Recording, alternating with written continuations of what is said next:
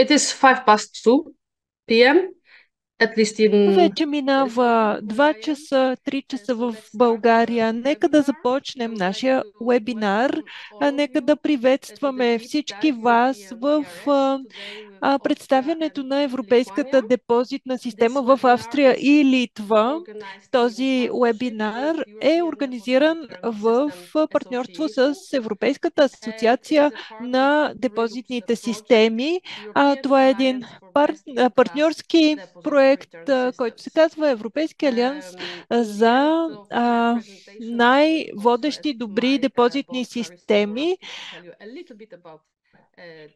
Ще дам думата на колега, за да разкаже малко повече по-късно, но за да ви дам контекста, аз живея в Швеция, където миналата година отбелязахме 40-та годишнина на депозитната система в нашата страна. Първоначално това беше система за предотвратяване на замърсяването, а сега вече е за осигуряване на кръгова икономика.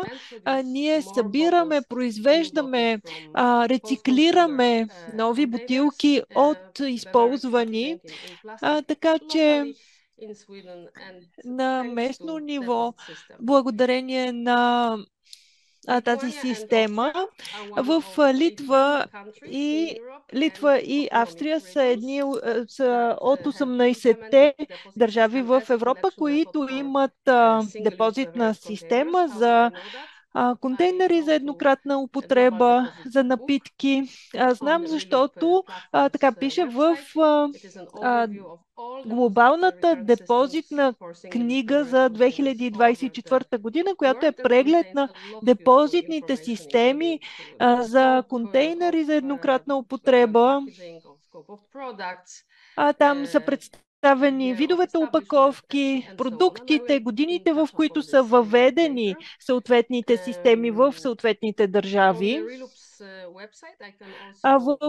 На уебсайта на Reloop са представени и въздействията от депозитната система.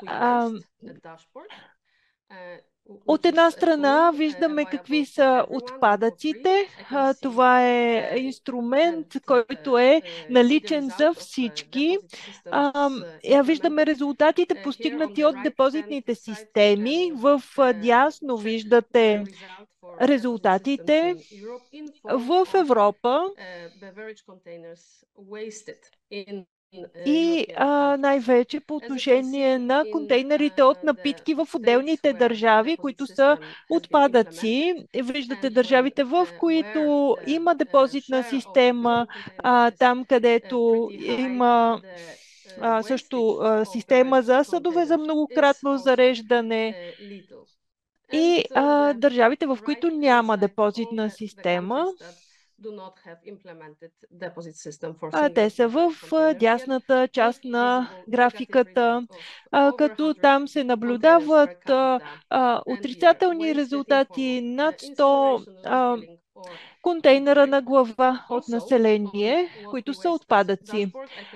What We Waste, това е нашия дашборд, нашето информационно табло. Представяме Полша, където има депозитна система. Всъщност тя ще бъде въведена от октомври тази година. И са представени очакваните резултати спрямо намалените обеми на отпадъци до 29-та година. Както ви казах, има публикация, която се нарича Глобална депозитна книга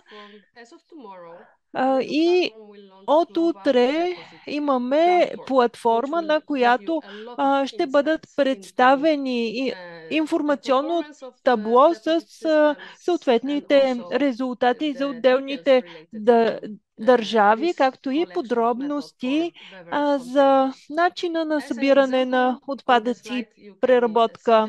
На този слайд виждате връзката между продуктите, обхвата на продуктите в депозитната система и въздействието върху възвръщаемостта. От утре, от 10 април, тази информация ще бъде налична на нашата платформа, така че ви приветствам на нашия уебсайт. Можете да посетите и да откриете глобалното депозитно табло, информационно табло. Сега, преди да започнем вебинара, се обръщам към Клариса. С нас ли си? Yes, we can hear you. Чуваме те. Моля да ни разкажеш малко повече за Алианса. Да, ние започваме една инициатива, която се казва Европейски алианс на депозитните системи. Това всъщност е във връзка с наскоро влезлия в сила регламент в Европейския съюз и целта да се постигне 90% рециклиране на опаковки. Като в нашия алианс участват много държави, включително Испания, държави от Централна Европа. Ние се опитваме да комуникираме информацията по отношение на пластмасовите бутилки и за това ще организираме вебинари, ще организираме обучения, ще разпространяваме бюлетини сред членовете на Алианса, за да се разпространи тази информация сред голям кръг участници, така да помогнем на държавната администрация, публичната администрация в различни държави. Моля, присъединете се към Алианса, за да получавате информация директно от мен или чрез нашите партньори. Благодаря. Много благодаря, Клариса. И сега видяхме доста положителни новини от депозитната система, превръщането и в стандарт в Европа, но има и много работа, която стои зад тази система, включва страшно много логистични усилия. Това е единствената система за управление на отпадъците, която се прилага на национално и местно ниво и е изключително комплексна. Затова се радвам да приветствам нашите гости, които ще представят депозитните системи в две европейски държави. Започваме с Литва. Гинтерас Варнас ще говори по темата. След това ще се обърнем към ново създаденото звено в Австрия. Аз спирам да споделям се обръщате към нас. Благодаря, Анна. Тази презентация ще представи литовската система за възвръщаем депозит. Ще разкажа за управлението на системата, за резултатите, които тя е постигнала до сега. Първо, обхват на депозитната система. Депозитната система беше въведена преди 10 години, почти 2016 година, като имаме 3 типа опаковки в нейния обхват. 5 метални опаковки и стъкло, като имаме и съдове за многократно зареждане, и то години наред сме ги използвали в Литва, но това е един от факторите на успеха, когато започна функционирането на нашата депозитна система. Виждате 2 знака. Първия е логото на литовската депозитна система, а вторият е 10 евроцента. Нашия депозит е 10 евроцента за всички видове опаковки и за всички размери опаковки. А по отношение на обхвата,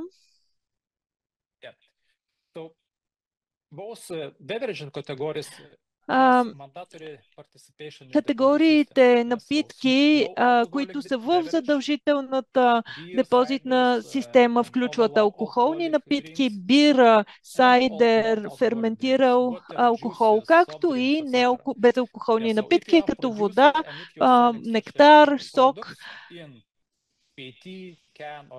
Това включват пет кенчета и стъкло, трябва те да бъдат включени в депозитната система. Годишно ние обработваме около 790 милиона контейнери, които са на пазара.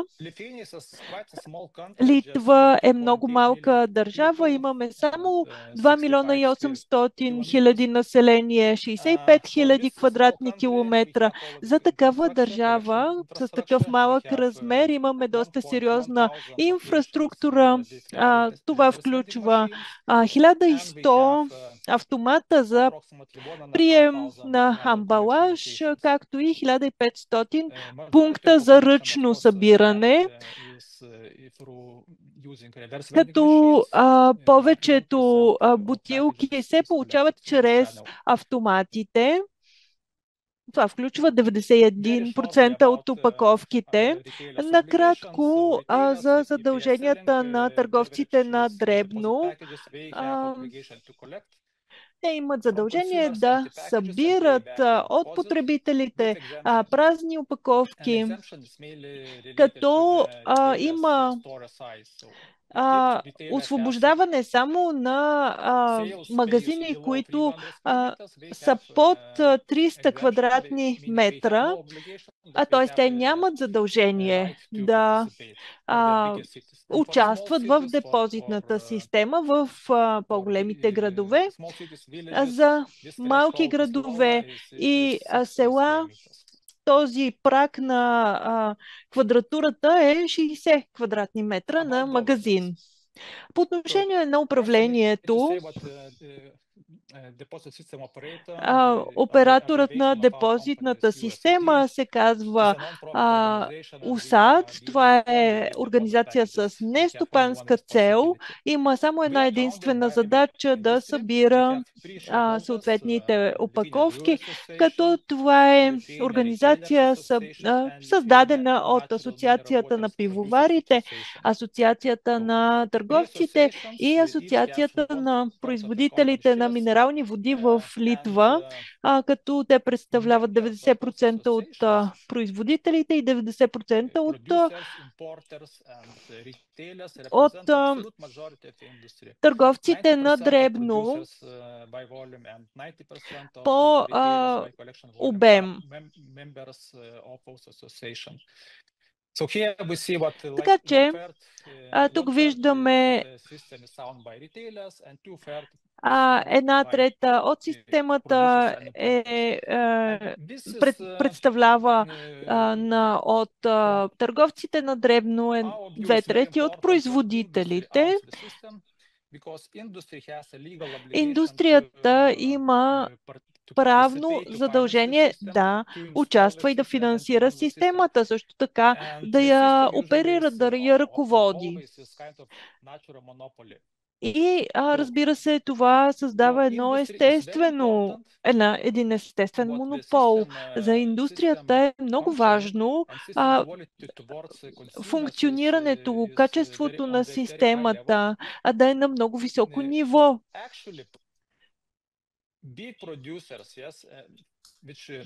Производителите на бира обаче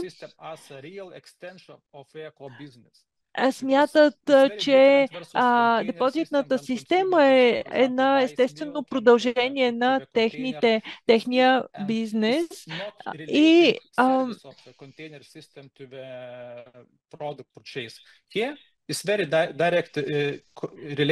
по отношение на производителите на мляко, например, нещата не седят така, но когато става дума за бира, вода,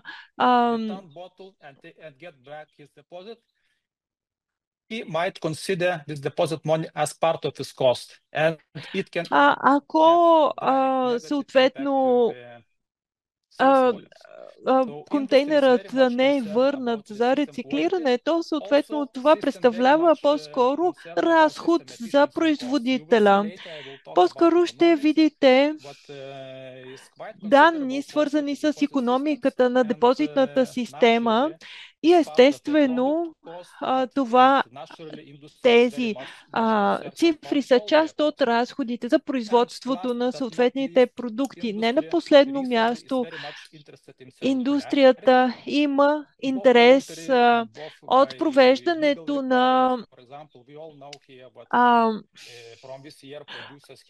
от осъществяването на кръговата икономика, поне 25% от рециклираните материали.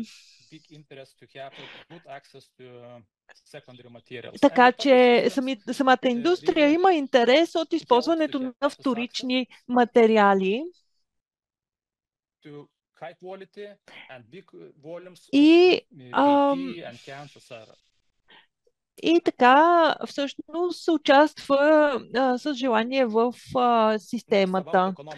А по отношение на икономиката, често новите държави, които обмислят въвеждането на депозитна система, смятат, че тя ще струва прекалено скъпо. На този слайд виждаме първоначалните инвестиции в Литва. Виждате първоначалните капиталови инвестиции, които са разделени на три части. Инфраструктура за събиране, инфраструктура за центровете за преброяване и първоначални разходи за проекта. Инфраструктурата за събиране включва най-вече автомати за събиране на амбалаж, както и съоръжения на територията на търговците на дребно.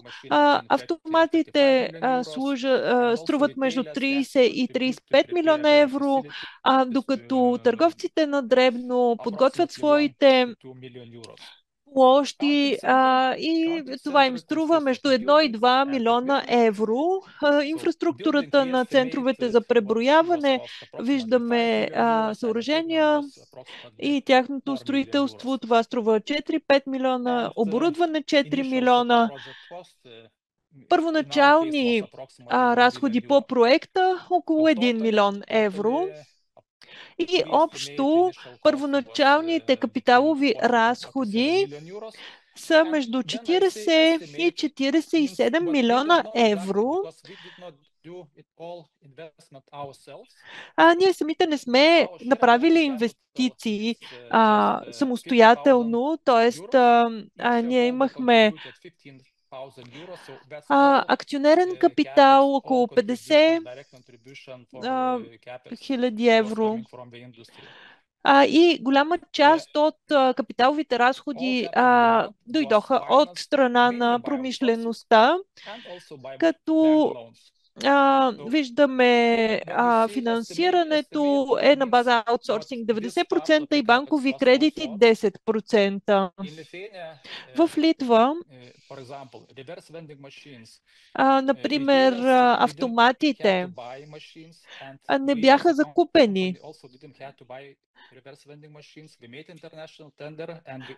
Беше организиран международен търг и бяха поканени компании, които правят такива машини, да навлязат на нашия пазар и да инсталират своите машини. Изграждането на съоръжения за преброяване по същия начин ние наехме такива площи и нашите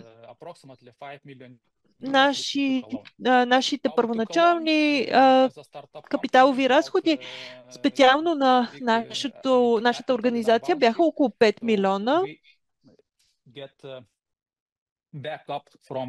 Получихме подкрепа от големите производители които също така осигуриха и банкови кредити.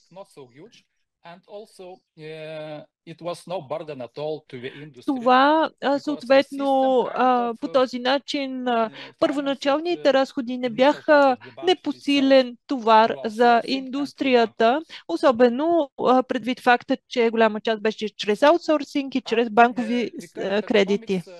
Сегашната икономика за период от една година. Показал съм ви различните групи приходи и разходи и как системата ги балансира. При този пример виждате, че сложените на пазара обеми възлизат на над 700 хиляди, събраните единици също над 700 хиляди. Какви са приходите? Почти винаги депозитните системи имат три източника на приходи. Такси за индустрията, непотърсен депозит и продажби на събраните материали. Виждате на графиката,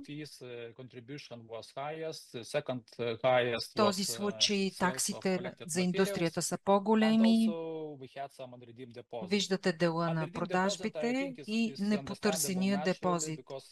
Непотърсеният депозит се разбира по естествен начин, защото никога няма 100% ръст на връщането. В този случай е 91%, т.е. 9% не се връщат на потребителите. И тук важи принципът, който замърсява повече, плаща повече. Моля тук да отбележите тези средни цифри при приходите. Това, което е важно и което правим в нашата система, че има разделяне между различните опаковки. Например, кенчетата винаги са най-евтини за индустрията. Там таксите са почти нула, понякога отрицателни, а пък стъклените бутилки обикновено са най-скъпи. Знаете, че алуминият е много скъп материал, до 2000 евро на тон, а пет също е скъпо, но не толкова, може би около 500 евро на тон, докато стъклото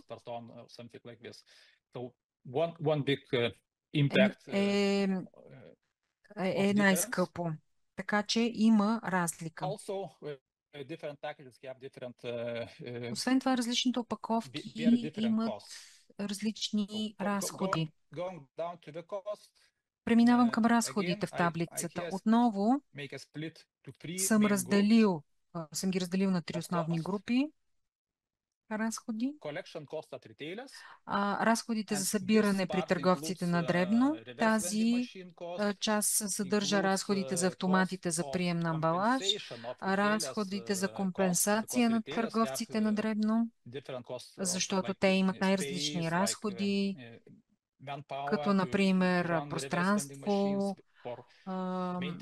за автоматите за амбалаж, поддръжка, разходи за поддръжка и така нататък.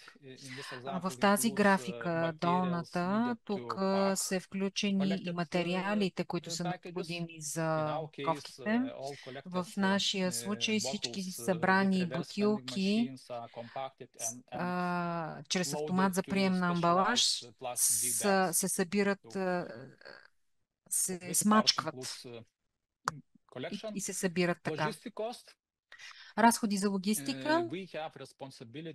Имаме отговорност да организираме заплащането на логистиката от пунктовете за събиране до центъра за преброяване и разходи за центъра за преброяване и администрация. Тук се включват разходи за съоръжения, различни видове машини, но също така и разходи свързани с администрацията. Разходи свързани с околната среда, с маркетинга, всякакви видове разходи. Малко, Ана ме помоли малко да кажа за логистиката. В Литва имаме добро решение, според мен, интересно решение, свързано с обратната логистика. 80% и повече от продажбите в Литва са чрез вериги за търговия на дребно. Те сами транспортират продуктите до своите магазини.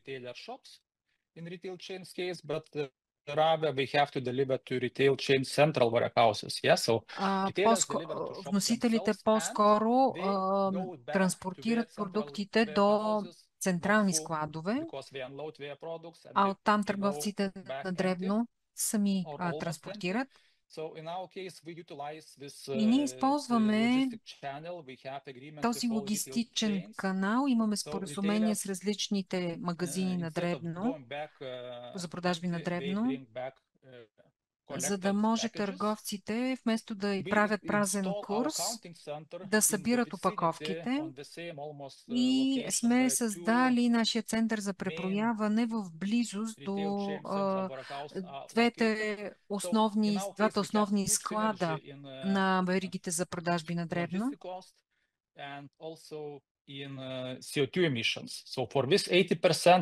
Така че по този начин се пести от въглеродни емисии и използването на този логистичен канал намалява разходите. Говорихме за приходи, говорихме за разходи. Нетният резултат е минус 242 хиляди евро, 2420 евро, извинете. Дал съм и два реда за акумулирания нетен резултат от предишните години, 547. В хиляди са дадени цифрите. Така че какъвто и нетен резултат да се получи, положителен или отрицателен, той се прехвърля към следващата година. Поради по-добрите цени на алуминиума, например, имахме допълнителна печалба тази година. И този положителен резултат можахме да го върнем обратно към производителите и потребителите. Още няколко думи за резултатите. Системата започна работа през 2016 година и през първата година събрахме и рециклирахме 74%. Официалният таргет беше 55% и през следващата година и по-нататък неизменно събираме 90+%. Виждате как се движи червената крива. Непрекъснато нараства 55, 75, 80 и сега стабилно от няколко години над 90%. Преди да се въведе депозитната система, рециклирането на 5 бутилките беше само 33%. Една от причините е, че резултатът като цяло, непрекъснатия резултат беше нисък. Ние осъществяваме наблюдение на възприятията на потребителите, интересуваме се какво мислят те. Много сме доволни, че 95% от потребителите дават обратна връзка, че те са удовлетворени от функционирането на системата. 93% от потребителите смятат, че това оказва въздействие върху намаляване на боклуците. Наистина се гордеем с тези цифри. След близо 10 години, когато попитаме производителите, всъщност 95% от потребителите казват, че депозитната система е необходима. По отношение на околната среда, това, което казват потребителите, над 70%, е, че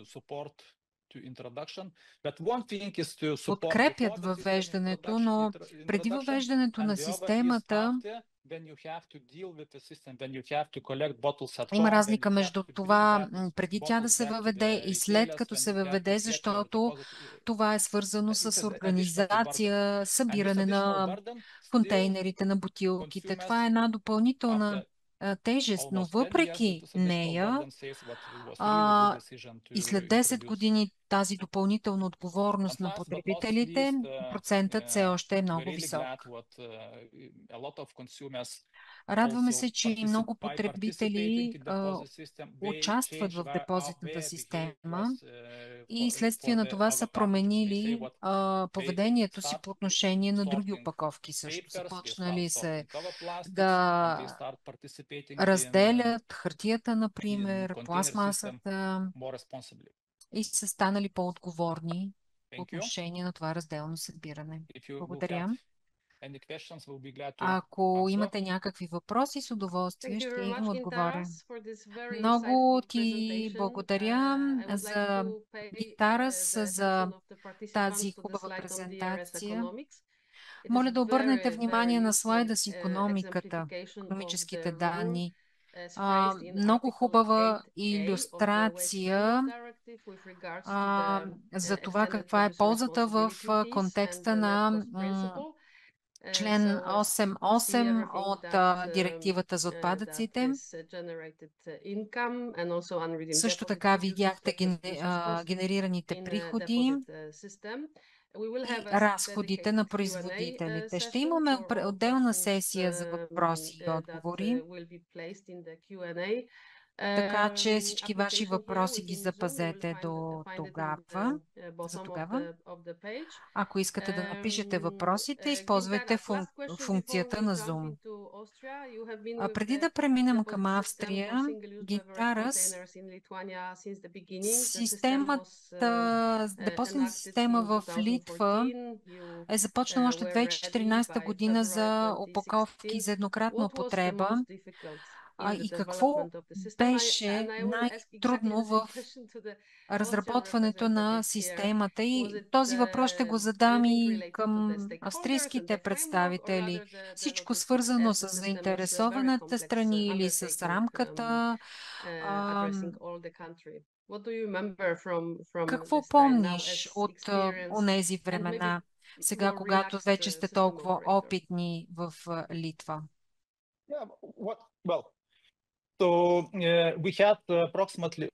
Имахме много малко време за въвеждането на системата. Процесът беше много интензивен. Започнахме с малки неща, като например лого за депозита, депозитната система, за центъра за преброяване, IT решения, така нататък. Не мога да отбележа нещо конкретно, което преобладава над другите. Имахме най-различни предизвикателства, но ще спомена, че конкретно за Литва предизвикателство беше управлението. Имахме две съревноваващи се възможности. Беше малко объркано всичко и имаше напрежение между двете страни. Но като цяло бих казал, че никоя страна не трябва да се страхува от подобен проект. Този проект не е толкова голям и сложен, колкото изглежда на пръв поглед.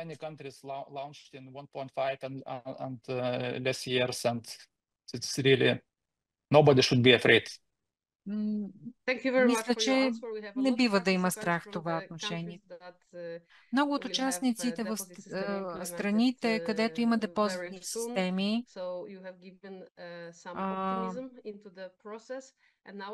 има участници от най-различни страни и с депозитни системи и не, така че благодаря за оптимизма. А сега приветствам представителите на Австрия и тяхната депозитна система. Докато споделяте презентацията си, да ви попитам един прост въпрос. Стартирахте системата в началото на годината, сега сме април. Вече спокойни ли сте или все още сте под някакво напрежение? Този въпрос ми е задаван или всъщност по-скоро Саймън да отговори. Честно казано, не сме толкова спокойни. Безпроблемно вървят нещата за сега, но би могло да се промени, би могло да е съвсем различно. В момента нямаме някакви сериозни проблеми и се надявам да продължим така. Това е чудесно. Разгледала съм системата и се възхищавам на това, което сте постигнали. Разгледах уебсайта, виждам различните етапи, които предвиждате в развитието на системата. И сега сме наострили уши да чуем вашата система. Имате думата. Okay, Monica, you to start. Okay, so thanks a lot for inviting us. Много благодаря за поканата. За нас е удоволствие да представим австрийската система. Както и Саймън каза, ние се радваме, че можем днес да представим системата, но нашият успех е благодарение на един огромен екип, който се скъса от работа и вече нещата вървят гладко.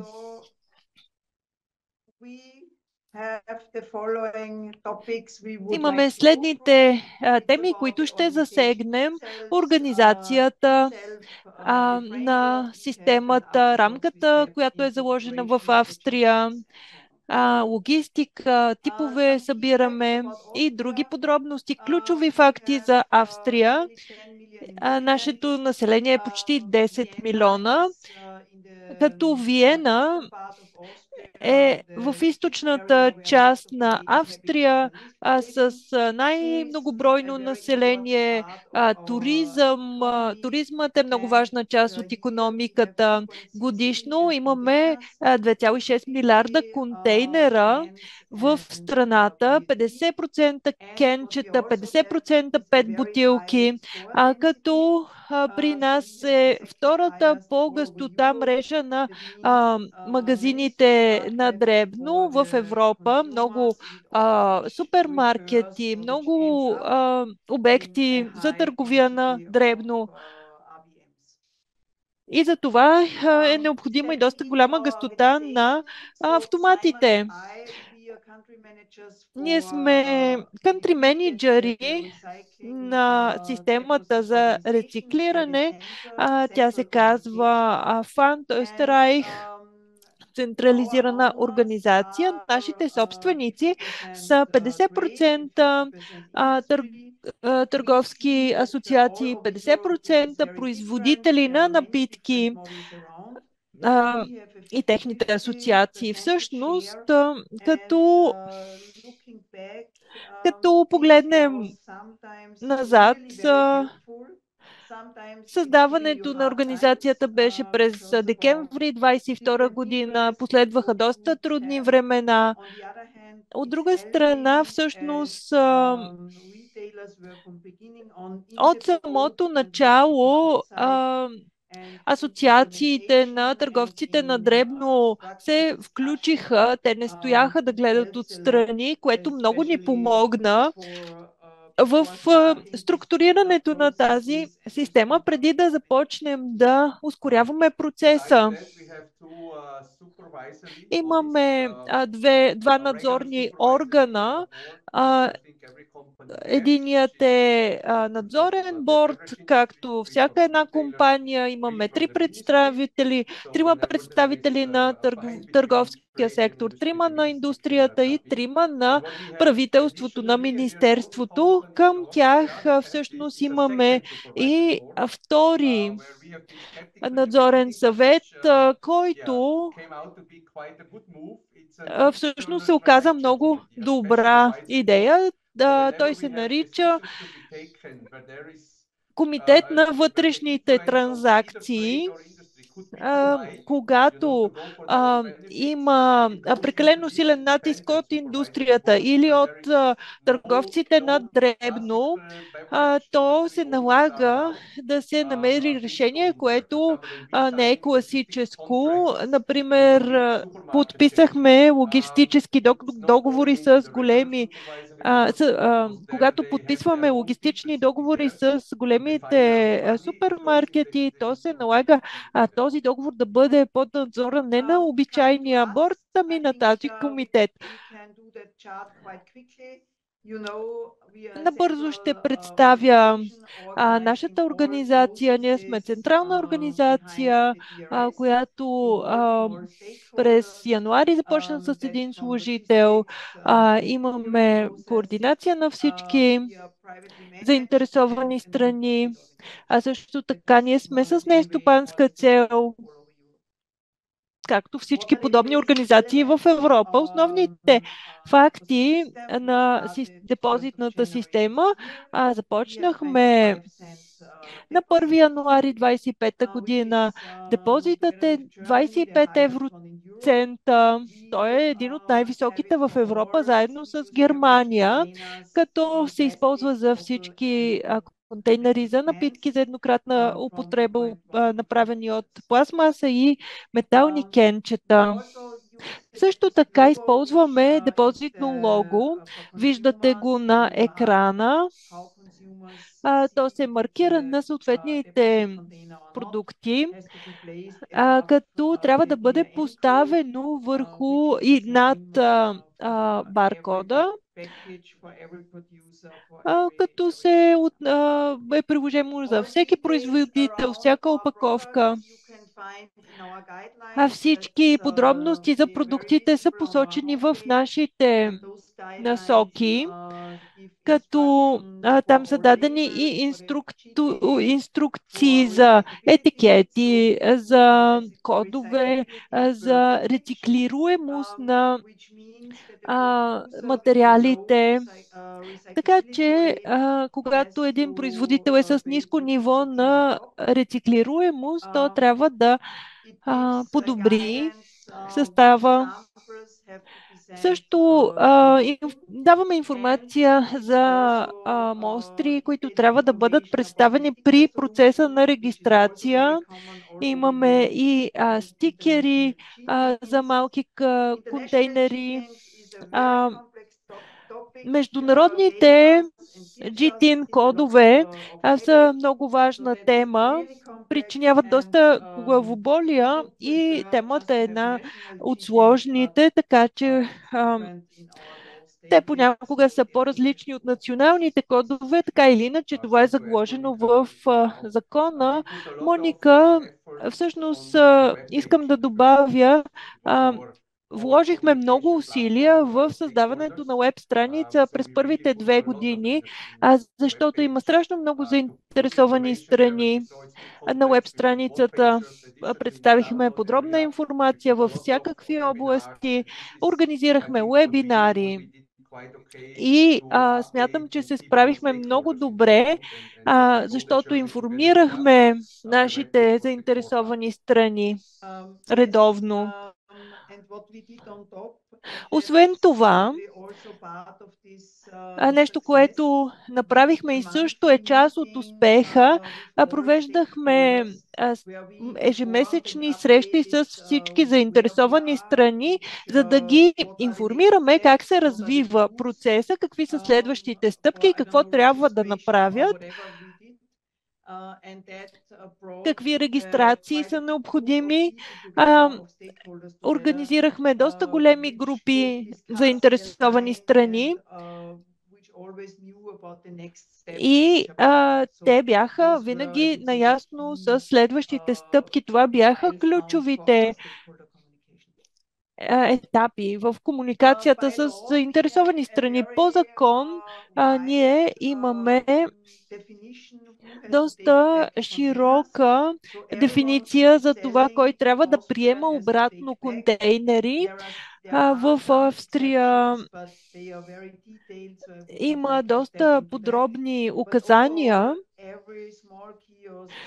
Всеки супермаркет, малък киоск, будка, магазин, пекарна могат да приемат амбалаж. Тук виждате обемите на контейнери и упаковки в системата. 90% от обемите се предполага, че ще бъдат подавани в автоматите за връщане на амбалаж, около 2 милиарда контейнера. 10% се очаква да бъдат ръчно предавани, което е 0,2 милиарда контейнера. Това са нашите допускания. Първите цифри, които получаваме в системата, са следните. Имаме 8 милиона контейнери, които са ръчно подадени, а също така 6 милиона, които са в автоматите.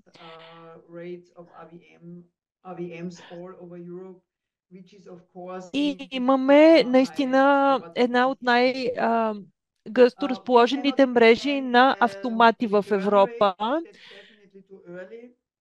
Рано е да изчислим възвръщаемостта за момента.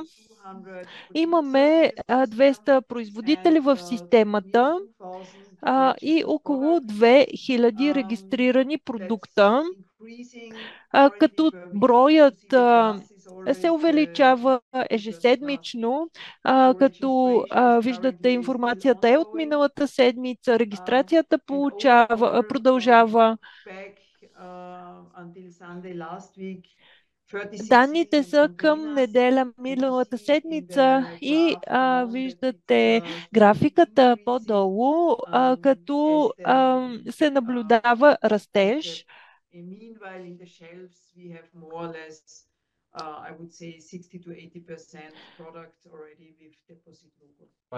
Около 60-80% от предлаганите продукти вече са включени в системата. Като връщаме се на първия въпрос, виждаме, че системата работи и всички автомати, цялата инфраструктура функционира и не очакваме сериозни проблеми. Това е процеса на прием чрез автомати. Предполагам, сте запознати с него, защото контейнерите се получават в торби и сега Саймън ще разкаже за процеса по логистика в по-големи подробности.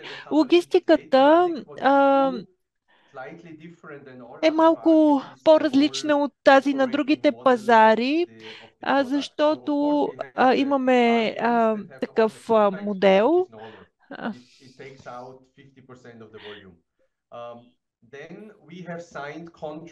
Подписахме логистични договори с търговците на дребно. Те получават турби и ги връщат пълни с контейнери. Като ние сме като всъщност имаме миксирано събиране, не е отделно събиране на пет и на кенчета. Така ние получаваме турби, в които има доста контейнери, те са компресирани и се насочват към пунктовете за сортиране. Виждате снимки долу в дясно. Виждаме миксиран отпадък, като разбира се, той трябва да бъде сортиран, за да осигурим по-добро качествена преработка.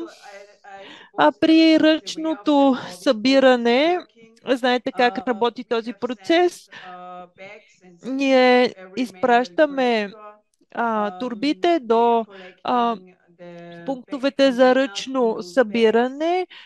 Те събират контейнерите в турбите, в чувалите. Когато чувалът е пълен,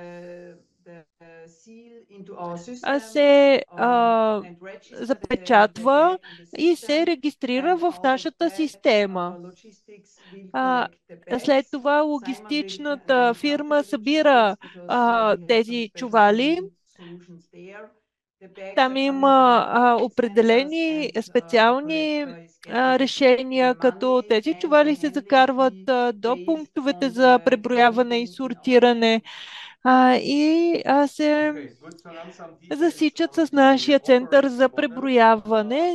Нашият модел на функциониране следния. Имаме 4 центъра за преброяване, като те са разпределени географски на територията на Австрия. Имаме 2 центъра за сортиране.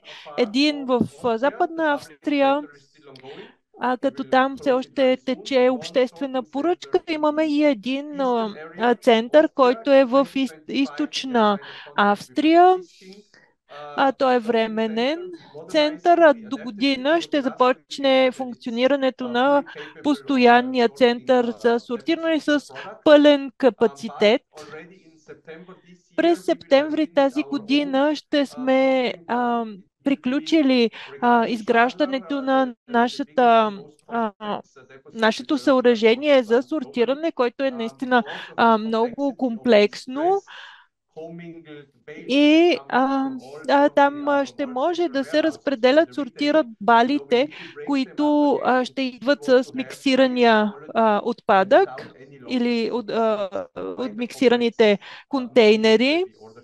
Там имаме доста комплексно оборудване, като нашата концепция, всички инсталации и оборудване принадлежат на нашата организация, но ние не сме оператори на оборудването, като искаме да имаме собственост на инфраструктурата, но не искаме да наемаме стотици хора, които да работят, така че нашите външни партньори ще оперират и ще отговарят за тези центрове. През май ще отвори третия център за преброяване, четвъртия през юли. Виждате, всичко изглежда много ново на тези снимки и чакат чувалите. Сега някои подробности за логистиката. Като ключовата стратегия в нашата логистика е използването на съществуваща логистика, когато е възможно, т.е. наличните кофи за боклук, съоръжения, които се намират в Австрия, защото искаме да имаме възможно най-нисък въглероден отпечатък. Виждате три опции за логистиката. Първата при ръчно събиране хората могат да оставят своя чувал пред портала, пред вратата, като ние го прибираме. Тази опция се предлага за всички. Ние нямаме собствени камиони, извозващи камиони, като имаме договор с логистическа компания. Тя е водещата логистична компания за доставка на вестници в Австрия.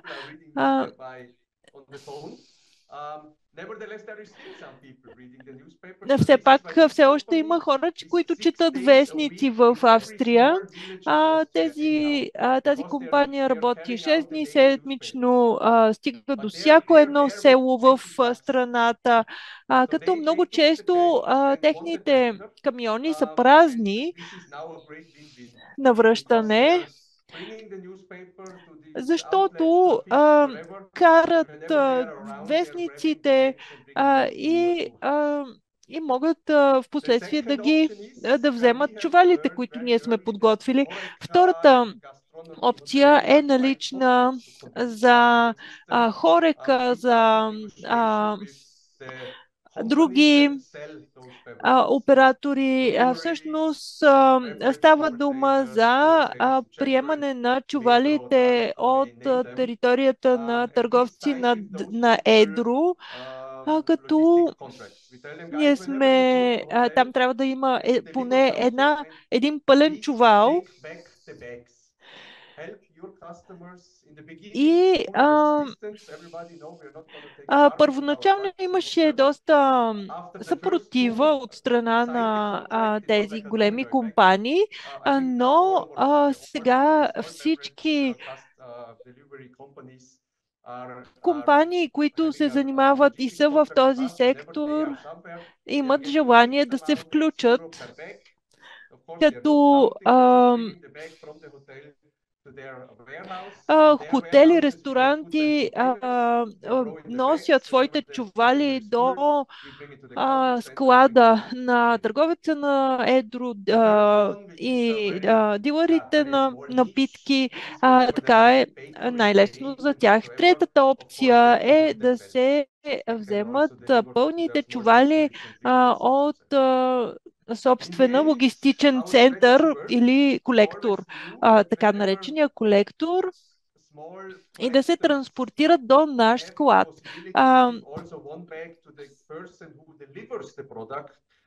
Като около 70% е 7 от 10 колектори всъщност предпочитат втората опция. Then the logistics for the RVM collections. Of course, also here there is the option for our logistics that we do, but also here, of course, the tender was won by the newspaper guys. So also here they are doing it in case it's needed. The second option is, and this was quite a tough concept, but in the end it works. We signed the logistic contracts with the retailers, all 5 big retail groups in Austria. So what they do, they bring the bags from the shops to their central warehouses and do the bale pressing there. And of course, the majority of the volume is going through this channel. This means in the end, it's 99% of the logistics is done by the retail themselves. And they are doing it very efficient. It's in their interest to have one bag away as fast as possible. And at the moment still, I mean, we are not fully at our peak of the volume, but at the moment it looks quite smooth. За момента нещата изглеждат лесни и както виждате при събирането с автомат, втората опция, която включва събиране от автомати, които се намират на територията на търговци на дребно, представляват 99% от обемите. Имаме приложение за потребители, като там може потребителят да види къде се намира най-близкият автомат, може да активира да сканира всъщност кода на чувала, също така може да регистрира самия чувал. Виждате данни за процеса на събиране на контейнери с автомат. Ние работим в сътрудничество с доставчиците, като финансираме автоматите чрез нашата система. Има каталог с изисквания, като накратко направихме концепция, която се базира на облачно решение. Всички доставчици на автомати могат да се свържат с този облак и да въведат своите данни в хъба. Така се управлява и съхраняват данните за отделните автомати, като имаме бял списък с продуктите, също така имаме и обратна връзка за депозитните транзакции, които се извършват с автоматите. Финансовият цикъл е представен на този слайд. Той е сходен с цикъла в цяла Европа, като имаме плащане веднъж месечно за събирането от автомати, плащане два пъти месечно за ръчното събиране. Имаме база данни за плащанията, където за всеки трансфер, всяко кредитно известие може да се види в нашата система, така че всичко е представено в много подробности.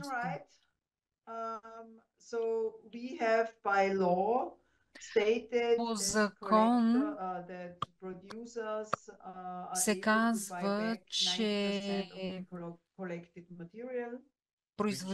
правото на производителите за достъп до събраните материали е над 90% от събраните материали. Така че винаги има някакви оставащи материали за нови производители. Цените трябва да са пазарни. Това е много строго, така че използваме нашите формули и така нататък. Имаме ежеседмичен процес на доставки, което означава, че производителите са в контакт с нашите логистични компании ежеседмично. Каквото остава от материала, което то не отива към производителите, а имаме онлайн аукциони.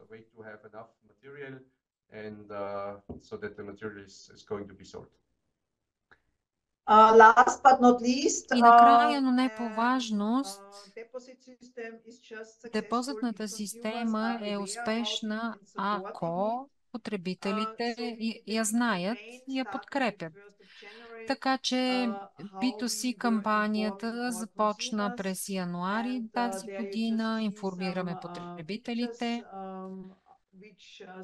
Виждате някои снимки, картинки, които са част от кампанията.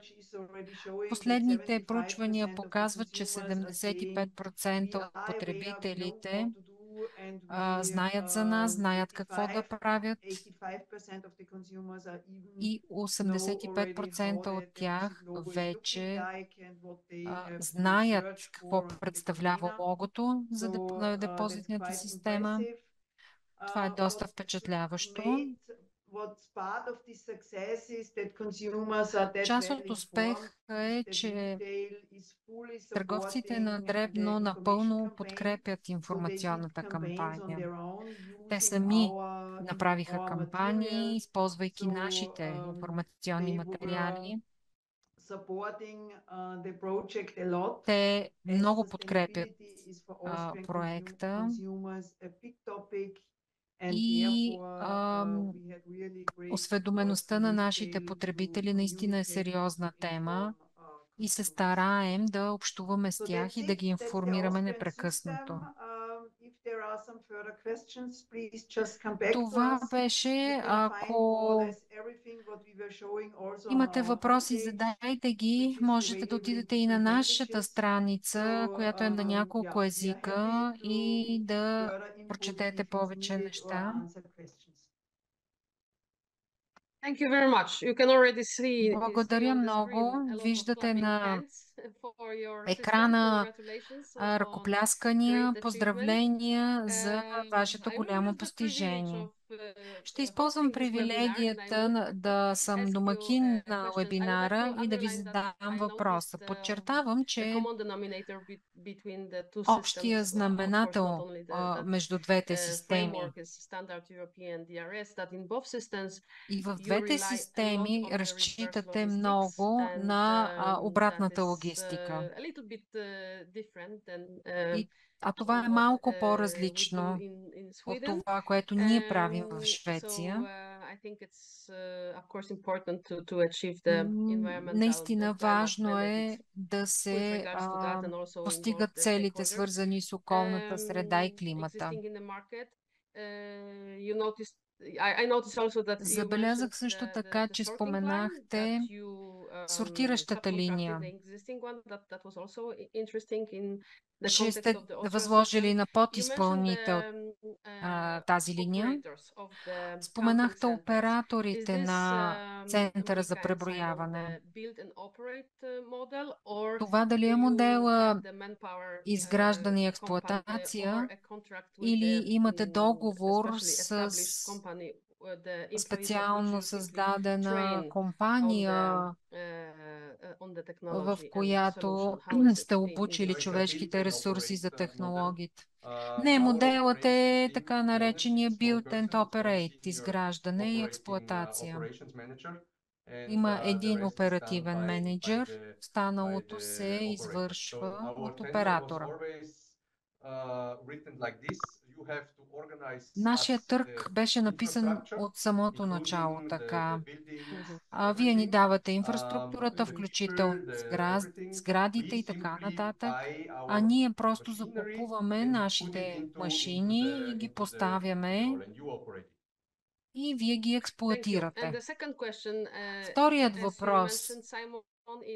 Както спомена Саймън, няма много европейски страни с депозитна система за контейнери за еднократна употреба, които са усвоили правата за preemption. Вие споменахте процента на събиране. Има ли други ограничения за това колко производителя може да закупува от вас, за да го пласира на пазара? В закона се казва, че производителя се позволява да изкупува 90% от събрания обем. И ако той внесе зелен материал на пазара, му се позволява да направи обратно изкупуване на зеления материал. Защото държим на детайлите, държим на този баркод. Да речем, ако става въпрос за енергийна напитка, за доставчика е лесно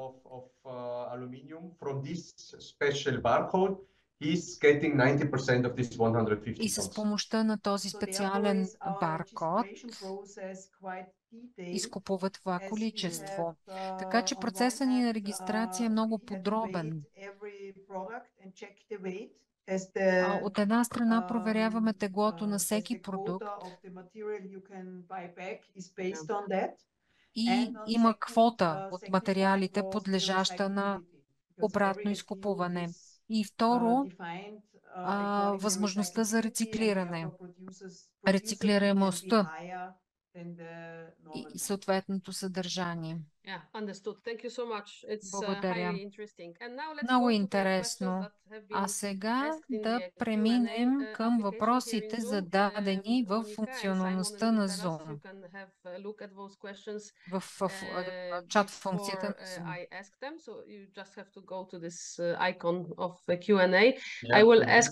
Моля да отворите това, но аз ще задам първия. We can start with Gintaras. Was the CapEx, so investment cost, transferred to the producer's fees? Инвестиционните разходи бяха прехвърлени към таксите на производителите, когато се създаде системата. Въпросът е към двете системи. Да, разбира се, а в случая с Австрия? Да, разбира се. В финансовия модел всички разходи трябва да бъдат реализирани. Защото понякога регистрацията започва преди системата да стартира. И след като първоначалните разходи се покриват от оператора на системата, нещата продължават по реда си. Така че имаше един въпрос за периода на преход. Как успяхте да го дефинирате в началото на когато системата започна да работи? Може би въпросът е повече за Австрия, но и Гинтарас може да каже.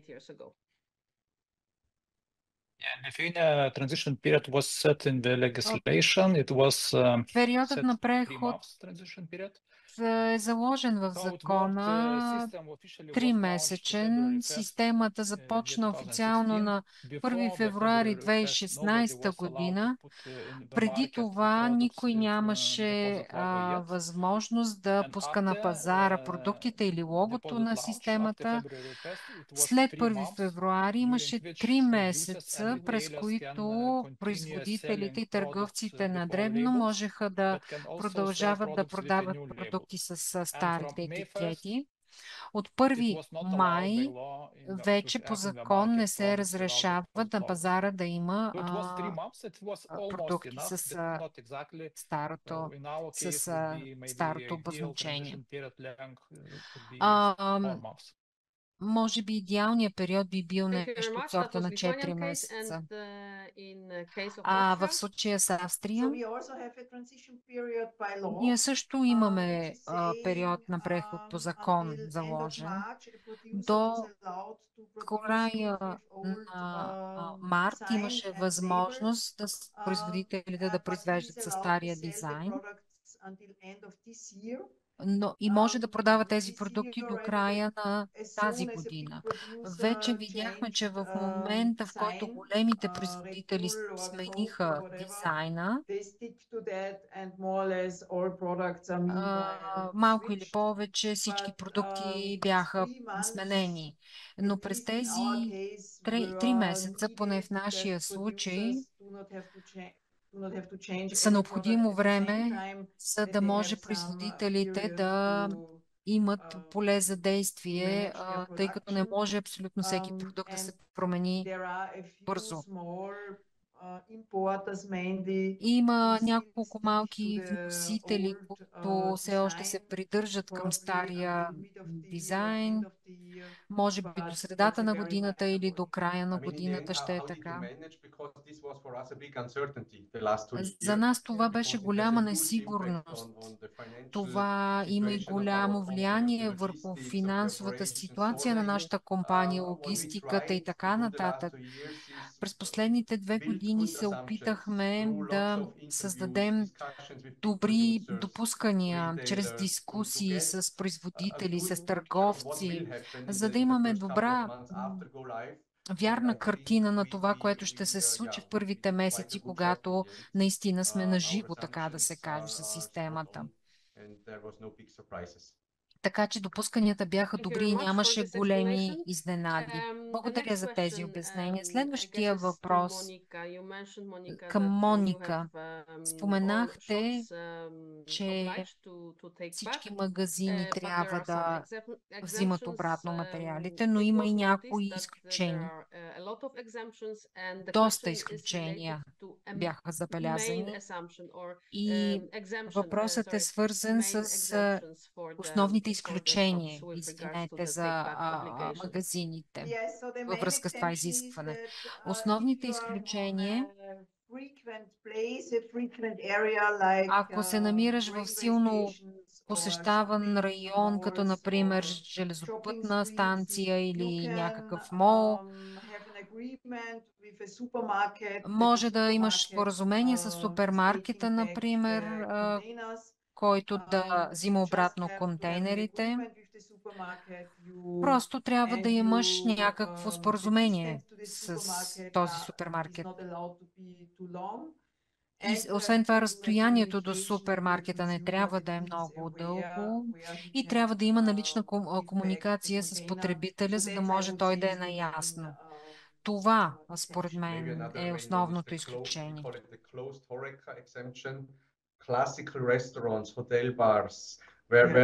Това включва класически ресторанти, барове, като операторите на тези ресторанти не са задължени всъщност да участват, да купуват и дават депозита. Разбира се, те може да поемат риска да не налагат по-висока такса на клиентите. Беше забелязано, че системата в Австрия започва през януари, но събирането започва 8 седмици по-късно. Можете ли да обясните това разминаване? Да, всъщност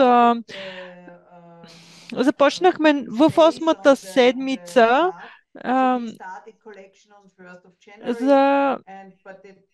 започнахме да събираме още на 1 януари, но самите оператори започнаха да изпращат своите продукти 8 седмици по-късно, т.е. това е забавяне. Сега въпрос към Литва. Имате логистика, използвана в страната.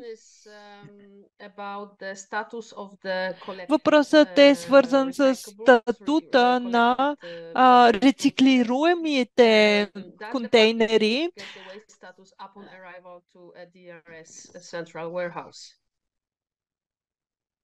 Yeah, actually, good question is status of bottles. Статутът на бутилките се дефинира, когато пристигнат в центъра за преброяване. Логистичните компании транспортират опаковките. В противен случай би било проблем не само за логистичните компании, но и за търговците на дребно. Така че, чак когато пристигнат в центъра за преброяване им се приписва статут. Благодаря. В някои държави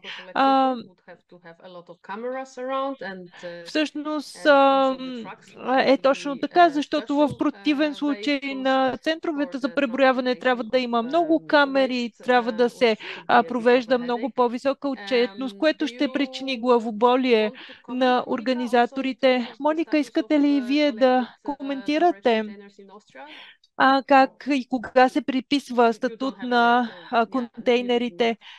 Всъщност, да, вие още не сте определили този въпрос. Следващ въпрос. Имате ли данни по отношение на цените на рециклата?